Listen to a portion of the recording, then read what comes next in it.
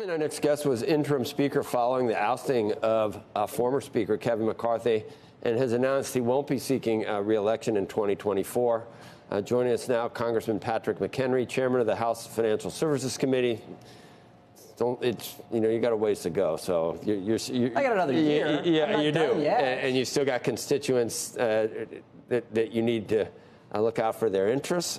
What does that entail in terms of crypto? What does that mean you need to do? Well, I've got, look, when the House basically attempted to commit political suicide, Republicans in the House tried to commit political suicide in the fall, it gummed up 3 or 4 months of House floor action. So I've got major policies on capital formation, data privacy, and crypto that we haven't moved across the House floor, and I intend to get those moved across the House floor this year. We can still do big deals. We can still do big deals, even amidst the longest presidential campaign, general election campaign in American history. We can still get these things done and build consensus. And I think there's a need for market structure on crypto. The recent ETF and watching the SEC chair sort of kicking and screaming, really, after the court said one thing, and that's no way to run a railroad, is it? I mean, no, it's ineptitude, and they went kicking and screaming after the courts demanded they take this action. Now you have more legitimate money coming in, flowing into crypto, some structure being provided to a new asset class that has its problems and needs some clarity under federal law to remedy it. But what you see out of Gensler, he's got 62 rulemakings he intends to do this year.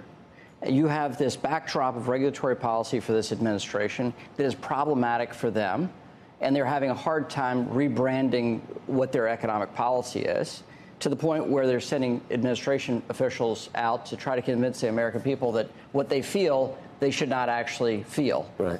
And that's a tough thing in a political year. Well, I've watched, we can take this interview wherever you want to go, the Crazy Eight, and I don't know what Speaker Johnson's future looks like. I don't know how we fund Ukraine and the border, and there's all kinds of, I don't know what you'd call it. People there's histrionics and backflips trying to get this done. But they do stick to a message. I'm talking about Democrats with this immigration. I've watched the president's press secretary say it's Republicans' fault because of that supplemental. We were going to hire a few more border people, so it has nothing to do with President Biden. And I watched Chris Coons say the same thing yesterday, that Republicans, it's all Republicans' fault, the porous border down there, because the Senate didn't take up or did not vote on that supplemental. So let's unpack that. That's 2 questions. Let's start with the border, because I think that is a powerful issue. It's a powerful issue for the American people.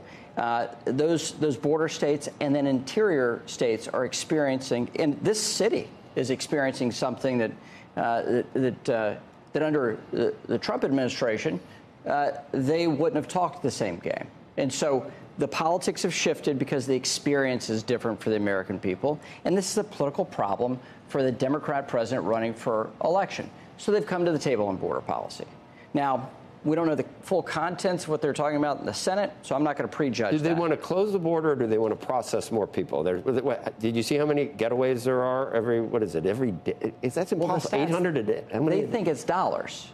They withheld the dollars during the Trump administration, and that was not what stopped the flow of the southern border. It was the Remain in Mexico policy that was the powerful driver, and then saying, if you come here, we'll send you back.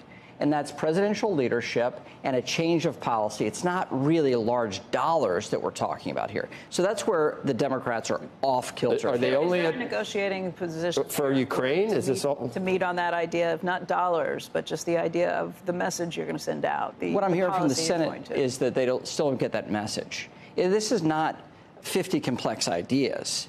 It's 2 or 3 policy changes and a small amount of dollars, because there is a humanitarian piece to this that is real. You have human lives at stake. Someone dies every day. But we have a moment right now where congressional leaders need to understand you should not fear the deal. You should get as much good in public policy as your time that's exactly gets, it. The idea that nobody wants to give the other side a win, I think, is what has gotten to us this horrific position. And we're now 30 years on immigration policy of that very dynamic. But unless I'm misunderstanding, there was the report this morning, Punch Bowl, Jake Sherman. Yeah. suggesting that Mitch McConnell made some comments that effectively said, we need to separate, he was in for Ukraine and border and everything together. Right. And effectively, he's now saying we need to separate it out. Former President Trump is going to be our candidate.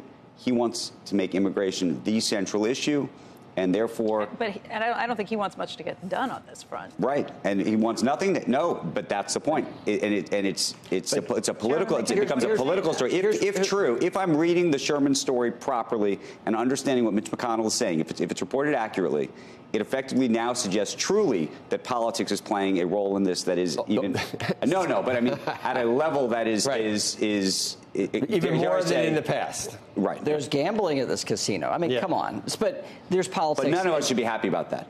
No, and actually, even though it's a reality, I recognize that is a couple of mismanagements in November and December have led to these ramifications in January to March, and so we should have gotten this done before Christmas.